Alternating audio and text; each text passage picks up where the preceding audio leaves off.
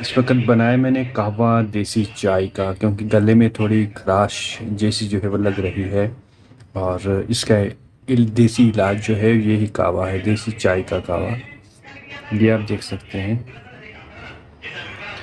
इसमें अजवाइन, मुलेठी और काली मिर्च,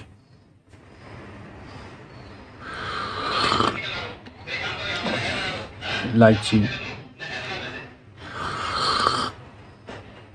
दालचीनी और लौंग डाल के ये कहवा जो है वो तैयार किया जाता है, और जिससे फ़ौरन जल्दी जो है वो गले में रिलीफ हासिल होता है। ज़ुकाम हो, खांसी हो, उस टाइम पे जो है इसके लिए इसको जो है बना के इसका काढ़ा जो है वो पिया जाता है, और बहुत जल्द जो है वो रिलीफ जो है वो मिलता है।